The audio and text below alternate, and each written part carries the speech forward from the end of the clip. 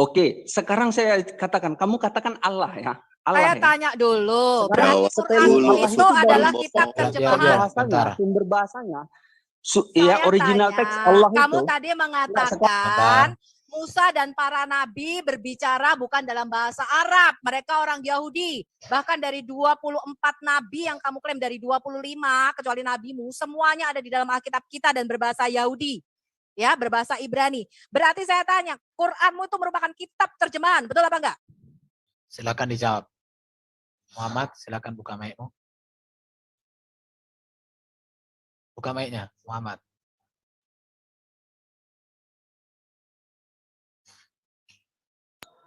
Kenapa saya selalu di-mute? Kamu ya? sebentar. Coba sebutkan. Dengar dulu. Original teks kata Allah yang kamu gunakan. Orang bukan, kau jawab kamu yang jawab ditanya. Dulu. Kamu tadi mengatakan para nabi berbahasa Ibrani. Sedangkan Quran diturunkan dalam bahasa Arab. Waktunya sekarang kamu ditanya. Nanti waktunya kamu bertanya. Berarti Quranmu itu 100% kitab terjemahan, betul ya? Ya, sekarang kamu jawab dulu kata Allah. Ujung-ujungnya kamu nanti menanya dulu. Quranmu kitab terjemahan. Ya apa enggak? Ngular sebentar dulu. Dengar ya. Kalau kamu memang jantan ya, berarti Quranmu itu kitab terjemahan. Sedangkan Zulkifli M. Abbas mengatakan suatu kitab yang ada terjemahannya adalah kitab palsu. Kita lihat ya, Zulkifli M. Abbas ya mengatakan bahwa kitab yang ada terjemahannya itu palsu. Dan kamu mengkonfirmasi bahwa kitab Quran adalah terjemahan. Kamu jawab aja kata Allah itu. Gak usah kemana-mana, kamu yang jangan kemana-mana. Ya, kamu mengatakan Quranmu adalah kitab terjemahan. Pak Darmawan, kita nyimak aja. Mana dasarnya? Biar silakan Pak Surmarlin. Mana dasarnya? Coba tunjukkan. Saya tanya, Nabi itu berbahasa apa? Bahwa Al-Quran itu kitab terjemahan. Saya kitab tanya, dalam bahasa Nabi Arab. Musa berbahasa apa? Ya bahasa Ibrani, masa dia menggunakan bahasa Arab yang nggak paham dia orang Ibrani. Quranmu adalah berbahasa Arab, betul apa enggak? Goblok, kau tuh orang Jawa, kau dikasih bahasa. Pakai goblok-goblok nih. Kamu mengatakan Quranmu berbahasa Arab, betul apa tidak? Siapa yang berkata goblok tadi? Sebentar. Remove aja, remove. Arjuna, bentar dulu. Kepada para pemirsa Muslim. Quran 100% adalah kitab terjemahan. Nabi Musa bisa nggak bahasa Arab? Quran 100% adalah kitab terjemahan. Bahkan Allahmu sendirilah yang menerjemahkan Quran. Sekarang kita lihat apa kata Zulkifli M. Abbas tentang kitab yang ada bahasa terjemahannya. Saya akan tunjukkan ada berapa bahasa asing di dalam Quranmu. Jadi gini ya, Muhammad, kau kan mau diskusi. Kalau kau ditanya, jawab. Tadi ku tanya, kau mau bertanya atau mau ditanya? Kau bilang, saya mau menjawab. Kau ditanya siap, nanti kasih waktunya kau bertanya sama Ibu Sophie. Kau bilang orang bodoh. Aku heran lihat kau. Kau datang ke sini bawa hati dan bawa otak. Jangan hanya bawa congor. Ngerti ya? Sekali lagi kau keluarkan kata-kata gak bagus kayak gitu, gak usah kau diskusi. Oke, open mic-mu. Kau jawab yang ditanya Ibu Sophie. Mengapa? Saya akan perlihatkan ada berapa kata-kata asing di dalam Quran. Pertanyaan Ibu Sophie tadi, saya ulangi Ibu sebentar. Kamu Pertanyaan Ibu nanya Sophie. Kamu nanya apa? Ya. Kamu nggak usah ikut-ikutan. Bukan aku moderator. Saya nggak bisa apa-apa. Kamu mute total tuh, nggak bisa apa-apa. Saya akan mute, dengarin. Pertanyaan Ibu Sophie. Oke, saya remove dia. Kalau sudah ngomong, di remove. Udah. Saya remove ya. Saya remove dia. Udah. Oke. Remove aja Bu, nggak apa-apa. Oke, saya akan remove dia. Jadi kita sudah menelanjangi Islam malam hari ini. Segera Anda pikirkan keselamatan dirimu. Surga apa neraka taruhannya? Apakah imanmu berdasarkan tas LV palsu atau tas LV asli? Keputusan ada di tangan kalian malam hari ini. Kita sudah menunjukkan bukti-buktinya ya, bahwa tidak mungkin kisah yang sama dinarasikan orang yang sama, bisa dua ceritanya beda. Jelas yang satu asli, yang satu pasti palsu. Boleh saya tambahin Bu Sofiatul? Sebentar. Sekarang kita lihat apakah benar Quran diturunkan dalam lisanu Arabia. Kita akan lihat berapa kata-kata asing di dalam Quran. Kata Quran itu berasal dari bahasa Syria, artinya Kiryana. Bahkan kata ayat dan surah itu bukan asli bahasa Arab.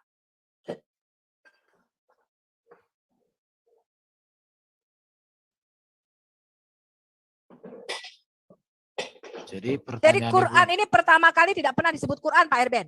Mereka menyebutnya Furqan. Ya, kata Quran ini bukan bahasa Arab, tapi bahasa Syria. Sebenarnya masih banyak, Bu, contoh kata Injil kan. Itu kan dari serapan bahasa Yunani. Masih ada yang lain-lain. Saya bukunya aku kasih sama orang. Saya punya datanya. Itu. Jadi pertanyaan Ibu Sofi tadi sama si Muhammad tadi itu ditanya, mengapa 24 nabi dari 25 nabi itu kok jadi berbahasa Arab? Padahal suku bangsa mereka itu bukan Arab. Tapi lari kemana-mana. Jiwanya terguncang, ikut pikirannya terguncang, jadi kuluk-kuluk. Dulkarnain itu kalau mereka klaim Alexander the Great itu artinya berbahasa Yunani. Nah itu dia lagi. Ini kok bisa masuk dari bahasa Arab? Saleh ini orang mana Saleh? Hah? Nabi Saleh? Nabi Khidir orang mana Nabi Khidir? Kok bisa jadi bahasa Arab? Abraham itu paling tidak dia berbahasa Ibrani dan Akadia pada zaman Abraham. Bahasa Ugarit. Pada zaman Musa itu ada bahasa internasional namanya bahasa Akadia pada zaman Musa. Musa bukan hanya bisa satu bahasa. Ya, kok bisa jadi bahasa Arab? Ini kan berarti Quran mereka ini kitab terjemahan ini. Iya, ini kitab terjemahan ini Quran. Bisa saya ngajukan usul nggak, Mbak Om? Bapak Ibu mohon izin live ya, saya sangat merasa sangat malu akan perbuatan saudara-saudara kaum muslimin ya yang tidak selayaknya. Gak usah Pak Marlin di sini lah, kita kawan. Gak usah bawa perasaan. Marlin di sini aja. Ini aja nggak apa-apa. Ini ada usul apa Bro? Sebentar dulu. Saya nyimak aja kalau begitu. Oke. Hidayat apa Bro usulmu? Ini apa namanya kalau konsep kutanannya konsep masing-masing lah gitu, nggak perlu didebat apa namanya. Ya, nggak bisa itu, Bro, nggak bisa. Kenapa? Nggak bisa. Kenapa? Saya kasih alasan sebelum nanti diskusi. Alasannya kenapa? Karena hadirnya Quran sudah banyak membuat cerita di dalam kitab kita menjadi sukar dipahami orang. Jadi mau tidak mau kita harus bahas. Tetapi kami membahas di sini bukan untuk mempertentangkan, tapi membuka data selebar-lebarnya bahwa memang berbeda dan dikembalikan kepada orang untuk memutuskan apa yang mau dipercaya. Itu tujuan dialog. Jadi begini Pak, apalagi kalau dari pandangan saya kan Bapak mau menjelaskan Injil ya versi kamu nggak mungkin juga menjelaskan Injil kan Bapak ahlinya kan gitu, dan juga Bapak tidak akan pernah bisa menjelaskan Al-Quran karena Bapak tidak memahami sepenuhnya kan gitu. Oh Bapak jangan begitu. Sekarang gini, Bapak kan klaim Nabi Musa itu kan yang ada di kitab Taurat kan? Bapak mengklaim Musa itu nabi yang ada di dalam Yahudi dan Kristen kan? Di keyakinan kami di dalam Islam memang bahwa Taurat itu Nabi Musa kan gitu. Injil Nabi Isa alaihissalam. Itu mereka kami muliakan semua. Itu. Nah, Al-Qur'an apa buktinya Bapak memuliakan Musa? Ya termasuk Nabi Ibrahim. Dalam sholat aja lo kami sebut loh. Dalam sholat itu Nabi Ibrahim bapaknya para nabi. Di mana Musa? Nah gini itu keyakinan kami loh dalam Islam, bukan urusan Bapak masalah keyakinan kami kan gitu. Yang jadi persoalannya begini Bang, yang jadi persoalan itu ketika Anda mengatakan bahwa Alkitab itu diterjemahkan dan mempersoalkan nama Allah di situ, lalu kita juga mempersoalkan bahwa kitab Taurat itu bahasanya Musa, lalu diterjemahkan ke Quran, berarti Anda menerjemahkan juga. Gitu Bang. Nah, coba ya, kalau saya berharapnya Pak Sumarlin aja, monggo Pak Sumarlin. Pak Ustadz, monggo Pak Ustadz. Ini screen saya bisa kelihatan ya. Ini adalah total bahasa asing. Ini belum sepenuhnya tapi ya kita lihat sebagian besar ya. Ini bahasa asing yang ada di dalam Quran. Kata Quran sendiri itu bukan bahasa Arab, tapi bahasa Aramaik dari kata kiryana. Kata ayat atau surah itu bukan bahasa Arab. Nah, katanya itu Qoro'ah. Kenapa dia jadi Al-Quran? Karena dimasukkan alif lam itu harus menguasai nahu. Ini ada berapa? Nah, nih? kalau Ibu enggak tahu nahu, enggak usah dibahas itu, Bu. Percuma, enggak galan nyambung Ibu, gitu loh. Ya, Nabi mu tahu nahu sorof enggak? Enggak, aku tanya, nabimu tahu nahu sorof enggak? Lah gimana Ibu bisa Enggak, tahu kamu kan kalau udah pinter, dijelaskan? kamu kan sebentar Pak Hidayat, kamu kan pinter nahu sorof. Aku tanya, Nabi Muhammad tahu nahu sorof enggak? Nahu dulu itu apa dulu? Nahu. Udah ya tanya, saya tanya, nabimu tahu nahu sorof enggak? Ya percuma saya jelaskan, Ibu ngeyel terus dikasih tahu seperti ini loh pemahaman Al-Qur'an. Nahu itu seperti apa? Nah gitu loh. Nabimu ketika kalau memahami Al-Qur'an pakai nahu sorof enggak? Astagfirullahaladzim. Ini enggak bisa diskusi namanya nih. Kau jawab silakan. Kau jawab aja. Nabimu tahu nahu sorof enggak? Saya sedikit saya jelaskan apa yang kamu gini. Bro kan sudah ditanya Ibu Sofi. Ya. Kamu baginda Muhammad itu bisa nggak nahu sorof? Jawab aja, bisa apa enggak? Lah kan orang Arab, bahasa Arab. Loh, bahasa Al-Qur'an itu. Tapi dia nggak bisa baca tulis, gimana? Tahu ya? Ini Kak, nah, gimana ya mau menjelaskannya? Ya udah, jadi kau sendiri pusing menjelaskan.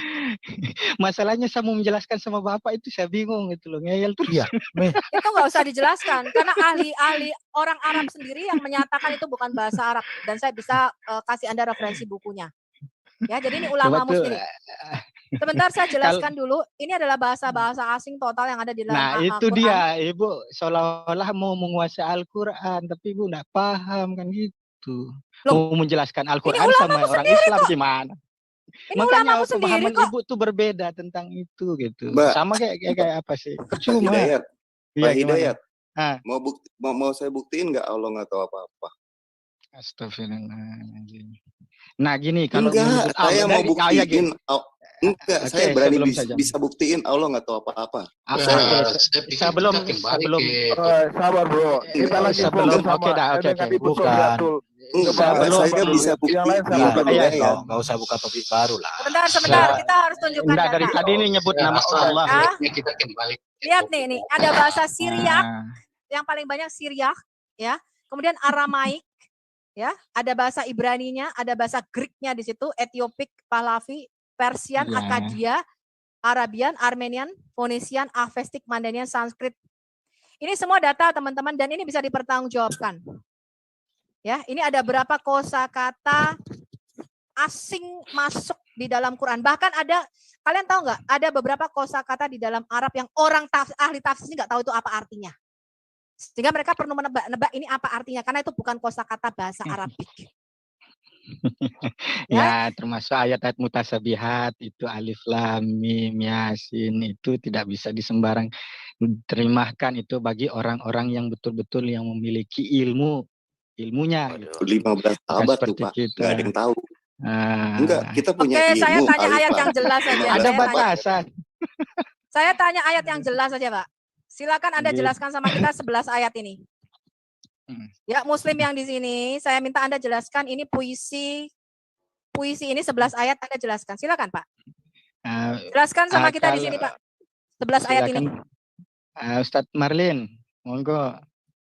Ustadz Marlin. Anda kan tadi pinter nahu sorof. Iya. Ya, kamu jelaskan. Saya cuma tanya sama Anda yang pinter nahu sorof. Jelaskan sama kami semua di YouTube ini surah Al-Adiyat 11 ayat ini Anda jelaskan. Biar yang apa namanya yang bisa menyampaikannya karena saya takut salah juga kayak gitu ya. Pak Marlin aja gitu ya. Pak Hidayat, tadi ngomong ngajarin Anda mau diskusi tapi data Anda sangat sumir buat kami. Anda cuma berasumsi saja. Tidak. Kami sudah memberikan data-data kepada Anda, tapi Anda cuma berasumsi dengan tidak ada satupun data yang saya amati dari tadi Anda mulai berbicara dengan Ibu Sofiatul, tidak ada. Saya masalahnya dari tadi. Sebentar, Pak Hidayat. Supaya diskusi ini menarik, supaya diskusi ini ada ilmunya, supaya diskusi ini dapat mencerahkan orang-orang yang menonton diskusi ini, Bapak tidak bisa memberikan statement seperti itu, Pak. Ya, saya orang terbiasa dengan mendalilkan sesuatu dan saya harus membuktikan sesuatu. Itu profesi saya sebagai sarjana hukum, sebagai lawyer. Iya. Saya sudah terbiasa Setuju, mendalilkan segala sesuatu dan harus membuktikan dalil itu supaya diterima oleh majelis hakim sehingga apa yang saya dalilkan diputuskan oleh majelis hakim. Itu yang Iya. Bapak harus tahu.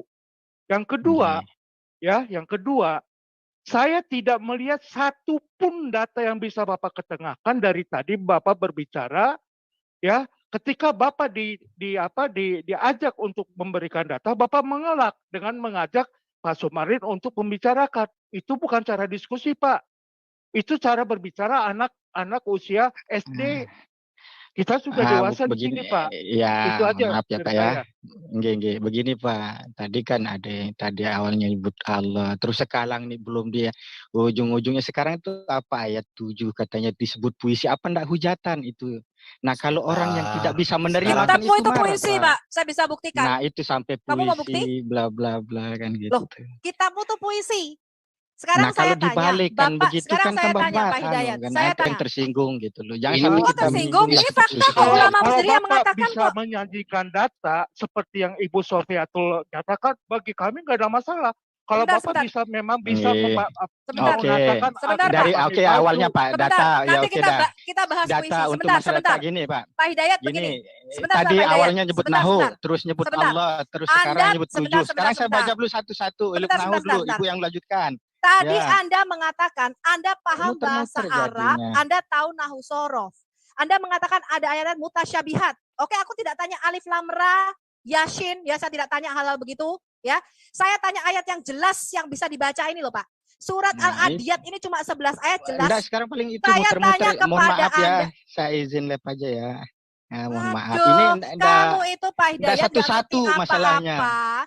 Loh, saya satu-satu. Tadi Anda mengatakan Anda ahli nahu Sekarang sorof. ya, ntar dijawab lagi. Saya tidak tanya ayat-ayat yang Ya, tidak jelas, saya tanya ayat yang jelas. Monggo aja. Lanjut aja dah. Boleh saya bicara Bapak sebentar? jelaskan ini, 11 ayat ini jelaskan. Jadi begini Pak Hidayat, sabar. Jadi begini Pak Hidayat ya. Jadi di sini kita ini ibarat membeli handphone, katanya buatan anak bangsa. Kita operasi handphonenya, apa isinya betul-betul buatan anak bangsa. Nah, di sini kita ukur dengan meter, kita ukur dengan bahasa sebagai data, benar nggak? Jadi kalau dulu kan nggak ada terjemahan, sekarang sudah ada terjemahan. Kita uji dong. Jadi nggak ada masalah. Kalaupun Bapak Hidayat mengatakan kitab kita salah, nah kita akan terima. Tapi buktikan dengan data kesalahannya di mana. Buktikan dengan etimologi, buktikan dengan sejarah. Itu sebagai data itu. Silakan Pak, dilanjutkan aja. Udah pergi dia. Jadi jelas orang Islam itu enggak tahu apa-apa ya. Dia mengatakan nahu sorof. Enggak usah ayat yang ngejelasin loh. 11 ayat yang jelasin loh. Saya pengen tahu. Jelaskan sama saya 11 ayat surat 100 ini. Kalau begini saja ayat yang jelas kalian tidak bisa jelaskan sama kita. Apalagi ayat yang tidak jelas bunyinya. Hah? Sebentar. Aku baca dulu. Aku belum pernah baca ini. Biar aku baca dulu sebelum tidur.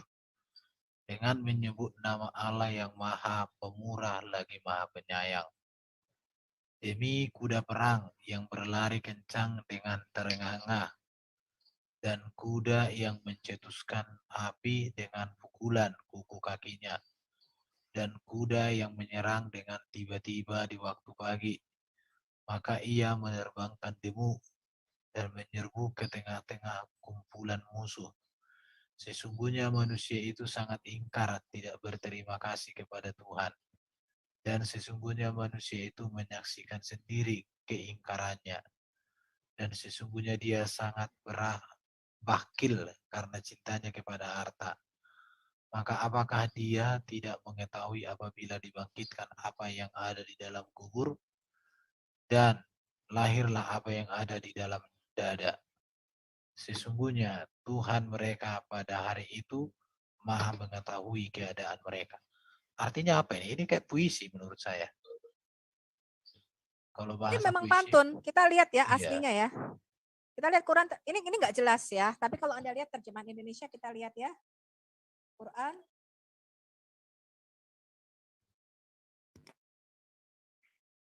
Jadi orang Islam itu menyebut saja. Puisi yang panjang mereka menyebutnya surat-surat Madaniyah. Saja yang pendek mereka menyebutnya surat-surat Makiyah. Ini Anda lihat ini belakangnya. Ha.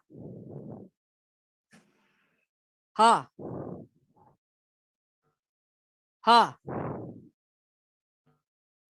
Ha. Ha. Ut. Ut. Ut. Ur.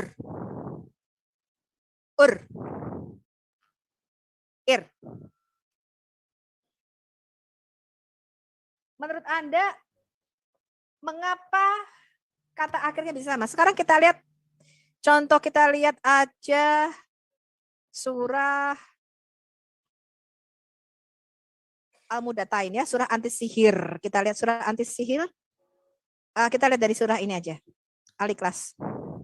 Anti sihir maksudnya ada tukang sihir di antinya. Supaya nggak terkena sihir. Muhammad kan pernah terkena sihir. Jadi dikirim surat Al-Mudatain ya, surah 113, 114 itu namanya surah anti sihir.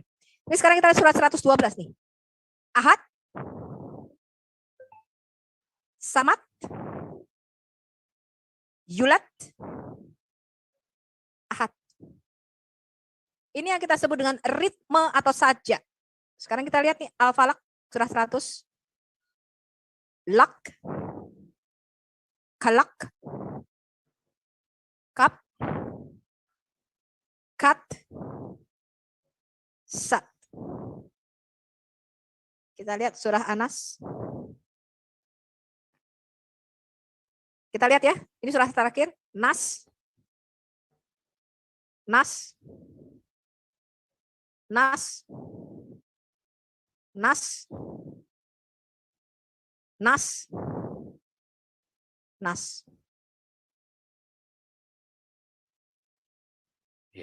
Sebenarnya di Mazmur, kalau di Mazmur pun kan Bu ada sebenarnya kayak gitu-gitu. Jadi diawali ada kan apa itu abi-abi, kalau bahasa Indonesia kan ada itu. Di Mazmur itu ada, tapi kalau dalam literatur Ibraninya, kalau bahasa Indonesianya enggak ada. Dan memang wajar, kenapa? Karena Mazmur kita kan itu kan syair. Makanya kalian tahu nggak kenapa Muhammad dituduh sebagai syair majnun, penyair gila? Karena ayat yang dia lontarkan itu adalah bentuknya syair atau sajak. Syair majnun. Kita lihat ya. Tadi aku udah ngantuk, jadi segar lagi aku ini. Aku sambil kerja lah.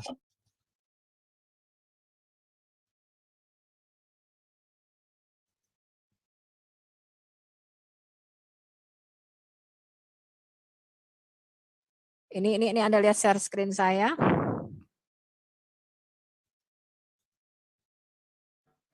Nih, surah 37 ayat 36 nih, lihat. Dan mereka berkata, apa sesungguhnya kami harus meninggalkan sesembahan-sembahan kami karena seorang syair majnun, penyair gila. Bahkan mereka mengatakan dia adalah seorang penyair. Tapi Muhammad menyangkal karena Al-Quran itu bukanlah perkataan seorang penyair.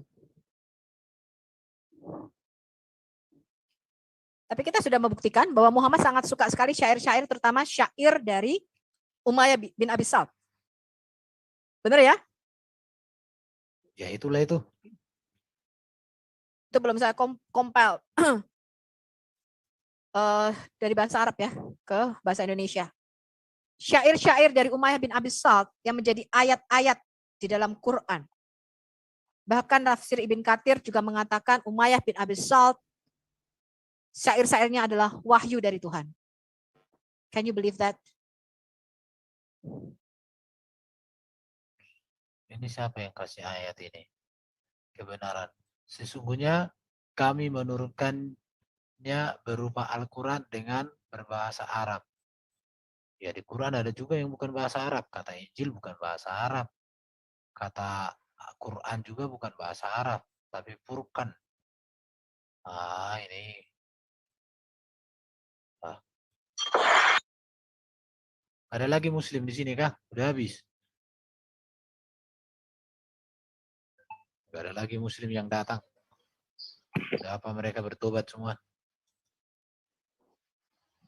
Bagaimana mereka mau betah diserang bertujuh? Oh, ada Sunandar tuh. Ada Sunandar tuh. Oh, Sinandar atau Sunandar ini?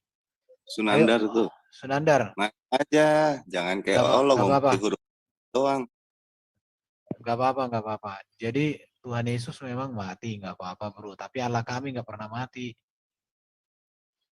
Nggak apa-apa itu. Tapi kalau kamu tanya ada nggak Tuhanmu? Soalnya nggak pernah menampakkan diri. Kalau Tuhan firman Allah menjadi manusia ya bisa dong. Iya. Ya ini yang tidak diketahui gini loh teman-teman ya. Saya jelaskan sekali lagi mungkin bagi teman-teman yang belum tahu. Islam itu mengimani firman kalimatullah itu nuzul menjadi kitab pada malam nuzulul Quran. Sehingga Quran ini mempunyai dua sifat, kalam nafsi dan kalam lafsi. Kekal sekaligus bukunya fana. Bukunya bisa robek nggak Quran? Bisa, orang buatan percetakan ya nggak? Bisa basah, bisa kena banjir, bisa kebakar. Tetapi iman Kristen tidak percaya bahwa kalimatullah itu nuzul jadi kitab. Orang Kristen percaya malam nuzul Injil, yaitu Yesus sendiri. Ketika dia nuzul, sang firman itu nuzul ke dunia. Jadi orang Kristen percaya kalimatullah itu nuzul menjadi manusia. Firman itu menjadi daging. Makanya Yesus juga punya dua sifat. Kamil bil al-lahud dan kamil bil al-nasud. Yesus mempunyai sifat ilahi sebagai sang firman yang kekal di dalam diri Allah. Tapi dia juga punya sifat insani. Makanya di dalam tubuh kemanusiaan dikatakan dia dibunuh kemanusiaannya. Tubuh manusianya dibunuh. Sama seperti Quranmu bisa dirobek-robek. Quranmu bisa kebakar, Quranmu bisa basah. Bukunya. Nah ini yang kalian tidak pahami. Yesus itu tidak sejajar dengan Muhammad. Yesus itu kalimatullah, firman Allah. Al-Qoha ilam Maryam, firman Allah yang diturunkan di dalam rahim Maryam. Yesus tidak pernah tercipta dengan kun fayakun, apalagi tercipta dari air mani yang hina. Yesus adalah firman Allah yang diturunkan di dalam rahim Maryam. Gelarnya di dalam Islam adalah kalimatullah dan rohullah. Yesus itu Isa di dalam hadis Anas bin Malik halaman 72, mutiara hadis dikatakan, Yesus atau Isa itu gelarnya adalah firman Allah dan roh Allah. Tidak sama, Yesus tidak pernah lahir dari air mani hina. Ya. Sehingga Yesus di dalam tubuh manusianya bisa mati, bisa lapar, yes. Kemanusiaannya. Tetapi bukti bahwa dia Tuhan pencipta alam semesta adalah dia bangkit pada hari yang ketiga. Ya, Yesus bangkit pada hari yang ketiga. Dari situlah kekristenan berasal. Jadi orang Kristen dan Islam perlu tahu bahwa Islam itu tercipta dari kitab yang turun. Kitab yang turun di malam nuzulul Quran. Sebentar Bu Sylviatul, itu Sunanar itu di remove aja selamanya. Dia bikin chattingnya udah kurang ajar. Pak, suruh speak up. Kalau nggak mau speak up, ya tolong bicara, buka mic. Dia bicaranya udah kotor sekali itu, bukan orang yang berpendidikan kalau udah ngomong kayak begituan, udah chatting kayak gitu udah nggak pas itu. Speak up aja, speak up ya. Kita tunggu Muslim yang cerdas untuk berdiskusi dan masuk. Silakan. Jadi gini ya. Mungkin di otaknya Sunandar ini yang lahir dari rahim, dari itu hina, padahal itu kemuliaan. Atau mungkin mamamu itu pelacur, makanya kau jadi hina. Aku heran juga lihat kau Sunandar. Ayo buka mic-mu dong. Sama aku dulu kau. Berarti Sunandar juga menghina Allahnya sendiri. Karena apa Yesus? Isa Al-Masih menurut versinya mereka itu kan lahir dari perempuannya Siti Maryam. Berarti dia udah menghina Allahnya sendiri. Jadi gini Pak RCM, saya lihat banyak polemikus Islam ini menyerang Kristen di dalam pikirannya, tetapi sesungguhnya dia menyerang Allahnya, Jibrilnya, sama Nabinya, sama kitabnya. Jadi aku heran, di kitabmu pun dikatakan itu Isa yang kalian klaim sebagai Yesus terkemuka di bumi di surga, lahir dari wanita perawan. Kalau kalian buat kalimat-kalimat kayak gitu, kau punya otak masih di kepala atau sudah didengkul? Ayo Sunandar, buka suaranya. Jangan Dengkul. suaranya di setting aja. Sunandar, Otaknya didengkul sih Sunandar nih. saya udah untuk Nandar. unmute ya. Oke. Nggak apa-apa, saya jawab aja. Cara Nandar. Nandar. Si Berekele kau itu Nandar. Nandar Berekele ini. Enggak usah ditanggapi lah itu. Oke, sebentar. Nandar, kamu tahu nggak bahwa dalam budaya Yahudi seorang raja disembah loh. Saya bisa kasih data sama kamu bahwa Berseba menyembah Salomo. Apakah di situ dia disembah sebagai Allah? Tidak. Kata menyembah itu netral. Kalian cara berpikirnya itu kok cetek banget. Aku malu lihat kalian. Iya. Penyembahan kepada Yesus, dia sang firman. Dia raja segala raja, dia Mesias. Ya kami sembahlah. Kau aja sembah batu hitam, kita nggak protes-protes. Bila penting kau telan batunya. Malah batu hitamnya berbentuk vagina lagi. Nah itu dia. Jadi Sunandar, kalau kamu cerdaslah. Buka mic, kita berdiskusi. Buka mic-mu, kalau nggak bisa buka kita mic, buka celanamu aja dah. Kita berdiskusi, ayo. Yesus itu Ada nggak suci. titikmu? Ada nggak titikmu? Jangan-jangan kau bencong lagi. Sunandar buka mic aja. Jadi silakan ya Muslim, saya tunggu di sini. Tapi jangan kayak tadi ya, ngomong nahusorof, saya suruh jelasin 11 ayat surat 100 nggak ngerti malah lari. Ayo Sunandar, kalau enggak remove aja. Sebelum diskusi satu hal yang tolong sampaikan. Tuhan di agama Kristen itu hanya gelar. Biar kalian Muslim ngerti. Ya. Tuhan itu hanya gelar. Gelar kepenguasaan. Kepenguasaan dia. Itu hanya gelar kepenguasaan. Ya, beda arti Tuhan di agama Islam dan di agama Kristen. Allah kalau di Tuhan Islam dengan kami Kristen hanya juga beda. gelar. Allah di Itu Muslim aja dengan biar kalian Kristen tahu. juga beda. Bagi kita itu panggilan. Bagi mereka itu nama pribadi. Jadi di dalam Muslim inilah nabinya dengan Allahnya diganti nama Allahnya. Karena Ibrahim itu menyembah kepada Yahweh, datang mereka menyembah kepada Ali Siti. Hebat juga mereka ini. Sunandar, kau buka mic-mu. Kalau kau nggak buka mic-mu, buka celanamu aja sekalian. Kau mandi lagi. Biar wudhu kau malam ini, sembahyang tahajud kau, sembahyang tahajud. Ayo kita tunggu Muslim untuk berdiskusi cerdas. Iya, ini kalau chat kayak gitu, jangan-jangan kau nggak punya lidah kau. Jangan beraninya di chat, menggonggong saja di chat. Ayo buka suara, kita diskusi. Siapa itu Yesus? Nah tadi saya dengan Pak Sumarni sebenarnya sudah berjalan dengan bagus, tetapi Pak Sumarni udah mentok di situ, mentok sekali lagi mentok ya. Dan saya menanyakan, ini kisah yang sama, Toha 14, Pusli itu kan kisah di Keluaran 3. Kok bisa beda narasinya, itu loh yang saya tanyakan. Kan aneh gitu loh. Ya nggak teman-teman? Nah, dia ngomong ini kan, beda dengan nama pribadi itu milik. Kalau gelar bisa dicopot. Kita nggak usah melayani chat, Anda buka mic, berdiskusi. Nggak usah chatnya ditutup aja, chatnya ditutup. Ya udah, oke, ditutup. Ya tutup aja chat ditutup. Oke udah. Jadi tutup aja lah, si Sunandar ini remove selamanya, jangan dikasih panggung. Sunandar ini dia nggak tahu dia ini. Nanti ku pilih. Ya Nandar itu dia kayaknya si Nandar dia. Iya si Nandar nih, ini nggak berani. Iya nggak berani dia kayak olonya ngumpet di huruf Arab Erben. Aduh capek lah.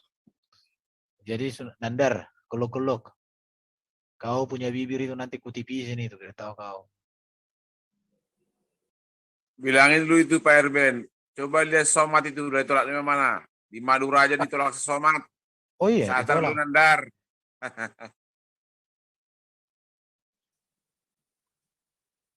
Si Nandar ini ditolak aja di seluruh apologet Kristen, nggak ada ilmunya, percuma dia pengacara. Pengacara nggak ada otaknya. Nandar beda. Nggak ada otaknya itu. Chatting ditutup, nggak usah di remove, biar aja dia mendengar. Sudah keluar dia. Iya, yang begituan jangan di remove, yang penting dia nggak bersuara. Itu aja. Dia aja mereka mendengar. Pak Sukirman Tarakan. Pak Sukirman. Halo Pak Sukirman. Halo. Tidur dia kali. Udahlah, selamat menikmati tidurlah kalau gitu. Sukirman kayaknya Kristen deh. Dia udah percaya Yesus tapi nggak berani. Udah dihubungi temanku Pak Sukirman, jumpalah kalian. Udah dihubungi Pak Sukirman kok. Cuma berani lewat WA saja. Tatap muka aja kalian, biar pas. Ngobrol sambil minum kopi kalian. Aku yang traktir dari sini gak apa-apa.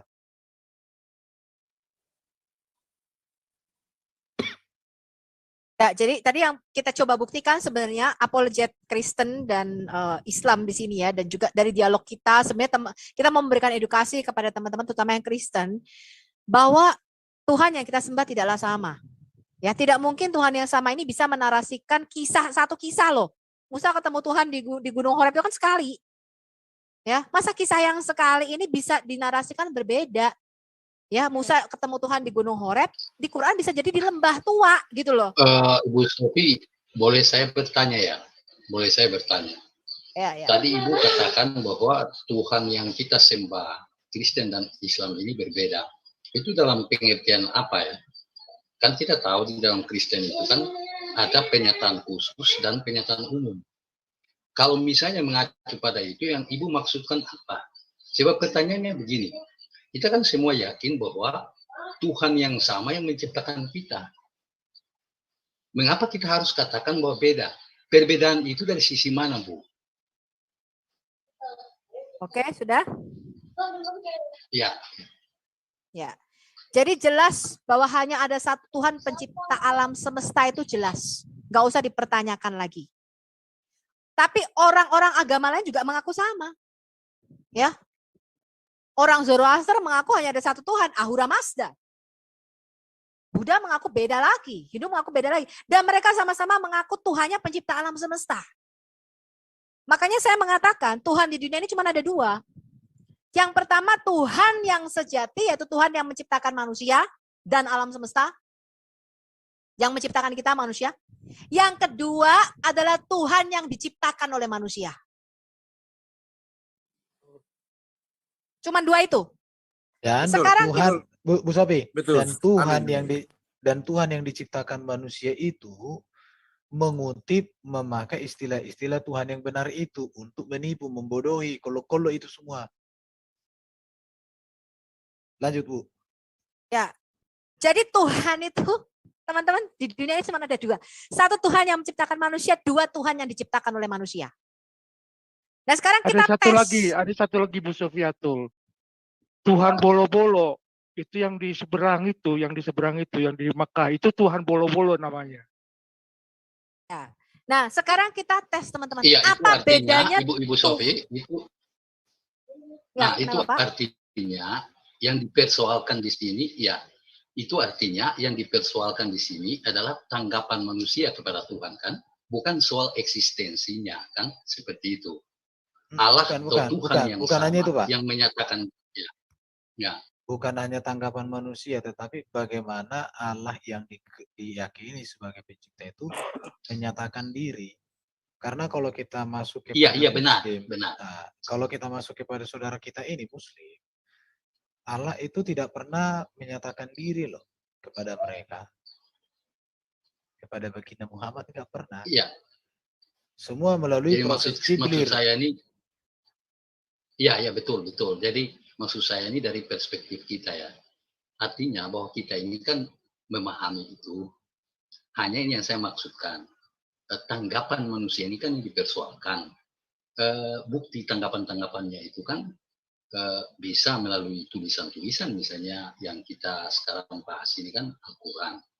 Kita kan memandang itu sebagai satu kekeliruan, bahkan kesalahan kan. Itu artinya manusia menanggapi Allah itu secara keliru. Dia seperti itu. Sehingga saya memahami yang Ibu Sofiatul maksudkan, ini tidak mempersoalkan eksistensi Allah dan Allah itu yang menciptakan kita semua. Akan tetapi yang dipersoalkan adalah manusia itu sendiri. Dia tidak bisa memahami Allah, mungkin karena dia tidak memahami penyataan umum, tetapi juga akibat daripada dia tidak menerima penyataan khusus. Ya, seperti itu. Kalau mereka dua-duanya Pak, pernyataan umum dan khusus pun nggak jelas. Iya. Contoh, Iya, kalau Pak pernyataan umum kan bicarakan tentang penciptaan. Manusia diciptakan itu bukan dengan seperti diciptakan dari debu tanah oleh Allah sendiri dibentuk, tapi disuruh malaikat. Diciptakan di langit kok, di surga mereka. Kita diciptakan di bumi, di Taman Eden. Jadi udah beda, bagaimana kita mau katakan sama? Kan kurang kerjaan kalau kita katakan sama, Pak. Iya, jadi artinya ini dikembalikan juga kepada manusia itu sendiri ya. Jadi jelas-jelas bahwa ada satu kekeliruan, kesalahan, saya katakan kesalahan menanggapi Allah itu. Ya, seperti itu. Salah menyembah Allah. Saya boleh tambahkan. Jadi di luar Allah yang ada di dalam Alkitab itu bukanlah Allah yang sejati. Ya itulah sebabnya Alkitab ini kita percaya sebagai firman Tuhan karena mengandung nubuatan. Tuhan itu tidak pernah berbicara dalam puisi, teman-teman. Anda pernah baca nggak di dalam Alkitab Tuhan berbicara dalam bentuk syair? Bagaimana caranya Tuhan bicara di dalam Alkitab kita? Belum pernah saya temuin tuh. Tuhan ngomong aku berbicara dalam bentuk sajak atau puisi. Pernah nggak itu? Tidak pernah itu, Bu. Hosea 12 ayat 10 mengatakan aku berbicara in a visions. Dalam bentuk penglihatan kepada para nabi. Ya. Penglihatan itu dengan simbol-simbol. Seperti yang dilihat Nabi Daniel. Dia melihat simbol-simbol. Penglihatan itu penuh dengan simbol-simbol. Ya. Kemudian dia berbicara dalam bentuk prophecy in the similitude of the prophet. Jadi dia membuat satu kenubuatan dengan pelayanan hidup para nabi. Contoh, Hosea disuruh menikahi seorang pelacur Gomer sebagai lambang Israel yang berzinah secara rohani. Itu similitude, persamaan hidup. Abraham disuruh mempersembahkan Ishak di Gunung Moria. Itu similitude, bahwa suatu hari nanti Tuhan juga akan mempersembahkan anaknya tunggal di tempat yang sama di Gunung Moria. Amin. Itu similitude. Ya itu namanya profesi dengan perumpamaan hidup para nabi. Misalnya para nabi itu ada yang disuruh berjalan telanjang kaki, kemudian ada papanya dibelah dua, kemudian Yunus contoh nyata. Hosea dan Yunus. Yunus itu ketika dia 3 hari 3 malam diperhatikan, itu similitude. Itu nubuatan mengenai nanti Mesias juga harus 3 hari 3 malam di dalam rahim bumi. Itu cara Tuhan bicara. Yang kedua Mazmur 4:3 Tuhan bicara dalam perumpamaan atau amsal. Tidak pernah bersyair, yang bersyair itu Salomo. Daud membuat lagu-lagu kidung-kidung itu manusia. Tuhan tidak pernah bersyair. Amin. Apalagi berpantun ria. Atau gedebuk dari langit, Bu, siapa itu? Gedebuk dari langit, gedebuk. Ya. Amin. Saya mau tambahkan dulu ya. Ya, silakan Pak. Sekarang kita ganti, ya, bukan gedebuk lagi, bukan gedebuk, tapi kita buat brojol. Ya, ada 3 hal yang mau saya sampaikan kepada penonton yang ada di Zoom ini. Allah yang di dalam Alkitab dengan Allah yang diciptakan manusia adalah Allah yang mendeklarasikan dirinya itu yang ada di dalam Alkitab. Ya. Kedua, Allah yang di dalam Alkitab itu adalah Allah yang berkarya. Allah yang mengadakan banyak ribuan mujizat di dalam Alkitab.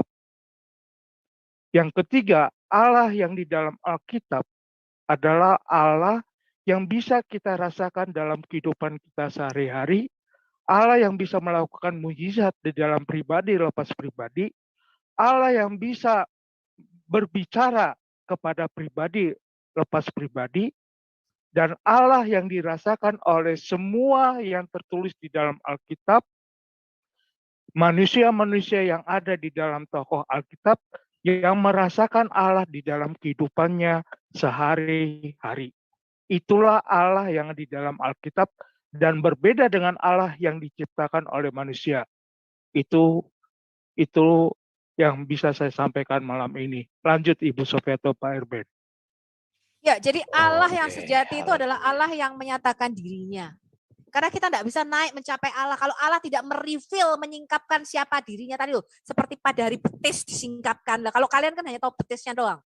Tapi kalau Allah di dalam Alkitab tidak. Dia menyingkapkan ini loh aku, siapa aku? Sang penebus, juru selamat, yang setia. Itu dia singkapkan, dia utarakan 1.500 tahun. Bukan hanya bicara Allah itu Esa. Ya, kan Muslim selalu mengklaim kita ini Tuhannya sama, karena Tuhan kita satu. Jadi Muslim ini masih sampai pada tahap berapa jumlah Allah. Itu kuno. Kristen tidak lagi bicara jumlahnya Allah ada berapa. Kita tahu Allah itu Esa. Cuma satu-satunya. Itu tidak perlu dipertanyakan lagi. Tapi Kristen itu sampai pada bagaimana sih Allah yang Esa itu. Kalau Allah cuma mau mengatakan aku nih Esa, seorang diri yang membentangkan langit. Dia cuma butuh 4 ayat. Aku Tuhan pencipta semesta alam. Aku ini tidak ada duanya. Akulah satu-satunya, tidak ada yang seperti aku. Selesai. Tapi untuk menyingkapkan siapa dirinya, Tuhan butuh 1.500 tahun. Dia butuh 40 orang nabi dan rasul. Untuk menyingkapkan ini loh cara kerjanya Tuhan. Aku menebus caranya begini loh. Ini yang aku suka, ini yang aku gak suka. Itu Tuhan singkapkan lewat para nabi dan para rasul. Cara kerjanya dia butuh waktu 1.500 tahun. Butuh 40 orang nabi dan rasul. Butuh 66 kitab lebih. Untuk menyingkapkan kebagaimanaan Allah yang Esa itu berkarya. Nah itu yang kita bicarakan sekarang. Bukan jumlahnya Allah ada berapa. Ya, jadi Allah yang sejati adalah Allah yang menyatakan dirinya. Sedangkan di dalam Quran Allah tidak pernah menyatakan dirinya. Makanya saya heran. Katanya Ka'bah ini Baitullah, rumahnya Allah. Benar enggak sih? Baitullah itu artinya apa sih? Baitnya Allah, rumahnya Allah. Kan gitu. Nah itu kapan Allah ini loh katanya disembah pagan Quraisy. Tadi Pak Sumalin mengatakan pagan Quraisy sudah menyembah Allah. Tapi masih ada berhala-berhala di situ. Teman-teman, kalau itu rumahnya Allah dan Allah benar-benar ada di situ, Anda lihat apa yang terjadi pada Bait Salomo. Ketika tabut perjanjian yang dibuat Musa itu dimasukkan ke kuil dewa Dagon, itu berhala-berhalanya pada runtuh enggak teman-teman?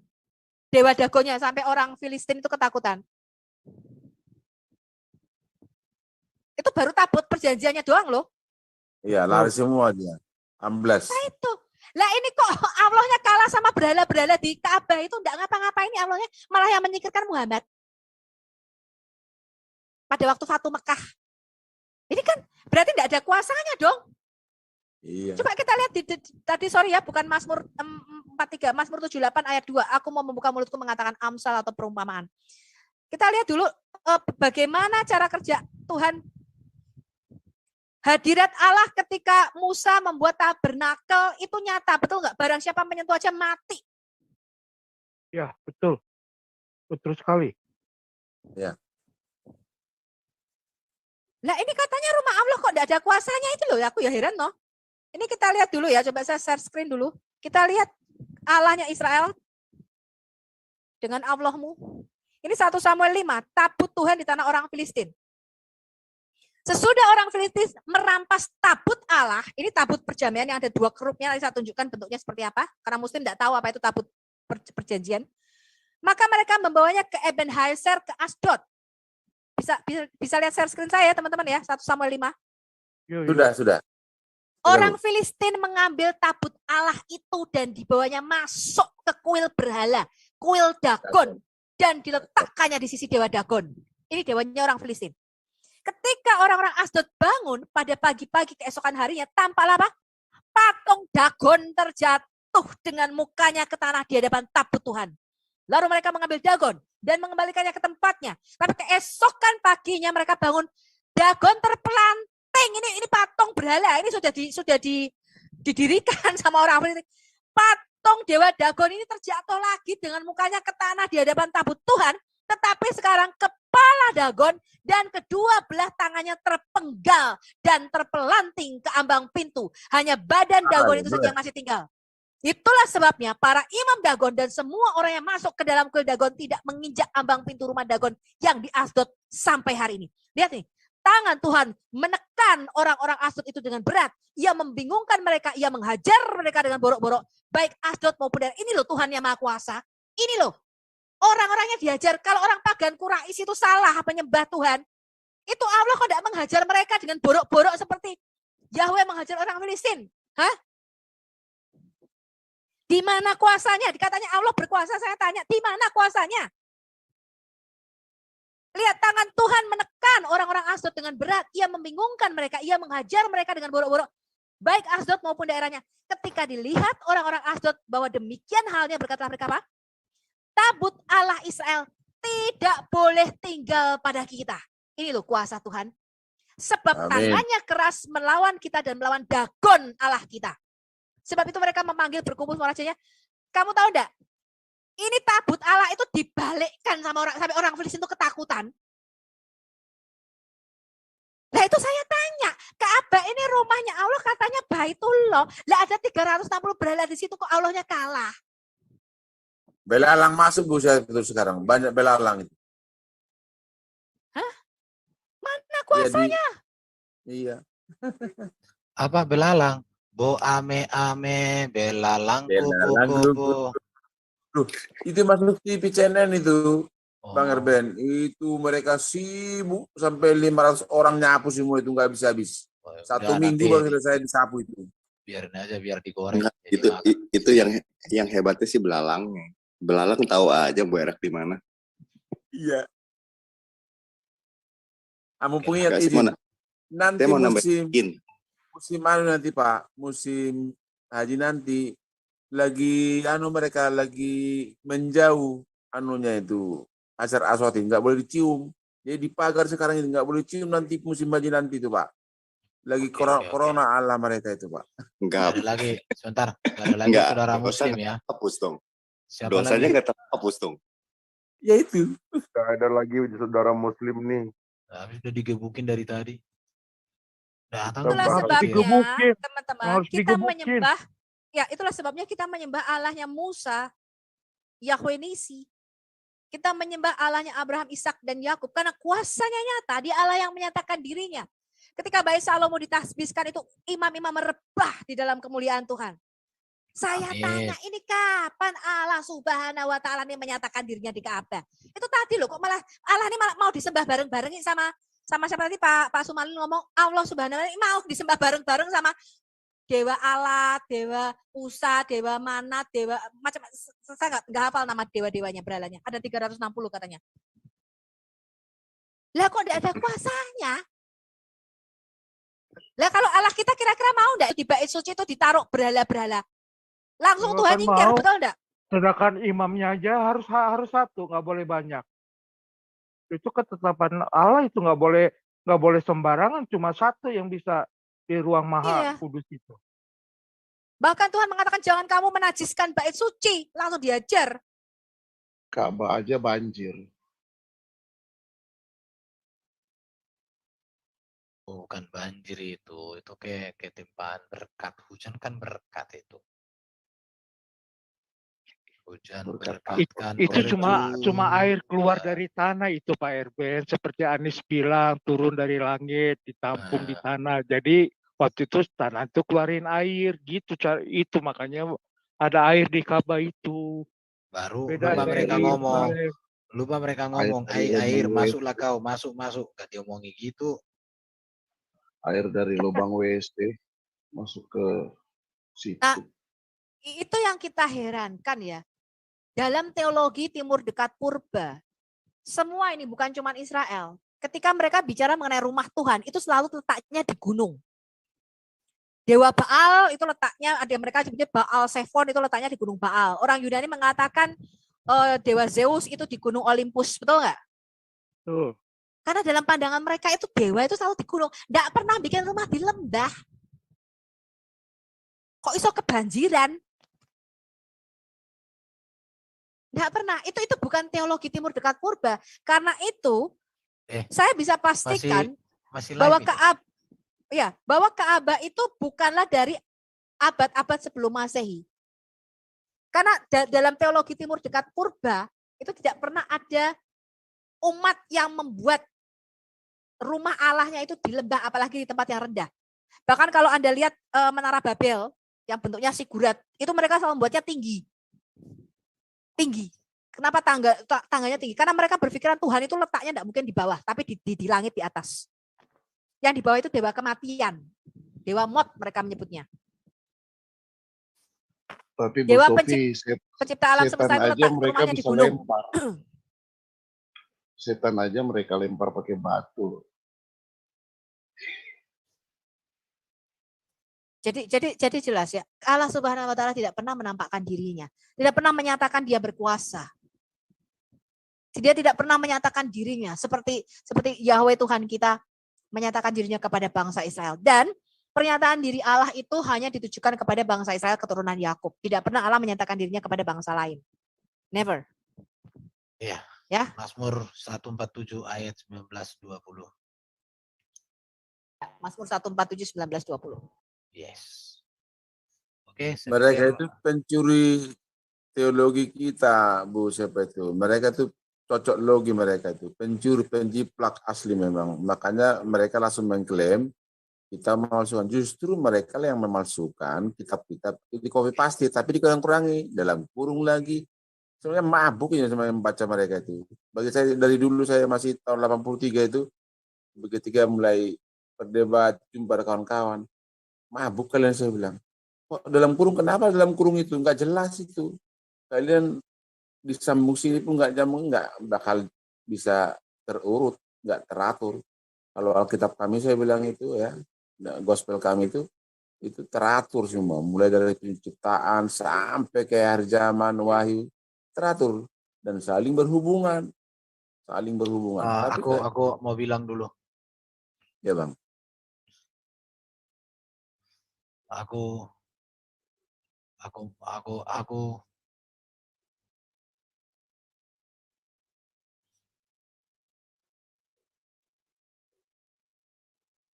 Lanjut Bang Ruben. Iya. Apa sih kok bilang aku habis itu diem. Aku adalah aku. Loh. Aku mau sapa dulu orang di live YouTube. Terima kasih sudah mengikuti sampai sejam ini. Ya, kita tutup ya. Diskusi, sudah banyak gebuk-gebuk. Ya, besok-besok kita gebuk lagi terus. Oke, terima kasih kawan-kawan ya. Mungkin yang di tempat lain di live kan aku mau minta doa dulu sama kawan-kawan ini. Kodeks. Ya. Udah kita mau berdoa. Bukan, aku mau sharing dikit. Ada tantangan terbaru ini. Ya, dimatikan aja. Dulu, kita doa dulu kali ya. Ya, doa dulu kali ya, nanti baru saya matikan ya. Aku mau sharing doa. Saya belum tutup, sebelum tutup silakan di like, share, dan dibagikan bagi kawan-kawan kita pelajaran berharga. Terima kasih. Ya, terima kasih. Semoga Alha cepat mencapai 100.000 subscriber, teman-teman ya. Amin.